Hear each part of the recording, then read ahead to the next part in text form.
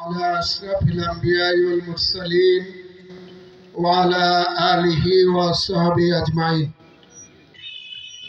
বহুলী কেন্দ্রীয় কবরস্থানের উন্নয়ন কল্পে সপ্তম বার্ষিক তাফসিরুল কোরআন মাহফিলের সম্মানিত সভাপতি, বিশিষ্ট সমাজসেবক জনাব তালাত মাহমুদ ডন, সহসভাপতি বীর মুক্তিযোদ্ধা গাজী আব্দুস সামাদ মন্ডল, আজকের প্রধান অতিথি আপনারা সম্মান সূচকভাবে দিয়ে থাকেন, যদিও তিনি জাতীয় নেতা, বিএনপি স্থায়ী কমিটির সদস্য, সব মাহফিলে যাওয়ার সুযোগ পান না। সম্মানজনকভাবে আপনারা তাকে প্রধান অতিথি করেছেন। আমাদের প্রিয় ভাই জনাব ইকবাল হাসান মাহমুদ টুকু, আজকের বিশেষ অতিথিবৃন্দ, প্রধান বক্তা হযরত মাওলানা আবু হানিফ নেসারি, দ্বিতীয় বক্তা ইতিমধ্যে মাইকের সামনে বসেছেন আমাদের প্রিয় ভাই মুফতি আব্দুস সাত্তার বুলবুলি, গাজীপুর থেকে এসেছেন।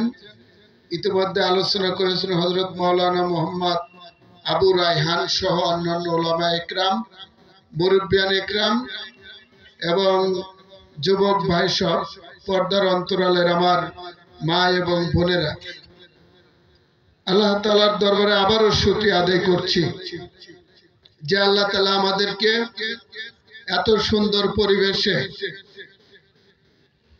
ওয়াজ মাহফিলে বসার, কথা বলার, শোনার সুযোগ দিয়েছেন। এই স্বাধীন ওয়াজ মাহফিলে বসতে পেরে আল্লাহর শুকরিয়া আদায় করছি, আলহামদুলিল্লাহ। এই গত বছরের এই দিনে এ জাতীয় মাহফিলে জামাত ইসলামীর জেলা আমিরকে মঞ্চে নিয়ে এসে বসতে দিবেন এবং মাইকে কথা বলতে দিবেন, এরকম সৎ সাহস কি কারো ছিল না? আমরা নিজেরাও দূরত্ব বজায় রেখে চলতাম, আর আপনারাও দূরত্ব বজায় রাখতে বাধ্য হইতেন। এত সুন্দর ওয়াজ মাহফিল আগে করার জন্য অনুমতি লাগতো, পুলিশের কাছে যাওয়া লাগতো, দরখাস্ত লেখা লাগতো, তাদের পছন্দ মতো মানুষকে দাওয়াত দিতে হতো, তারপরে না মাহফিলটা করা যেত।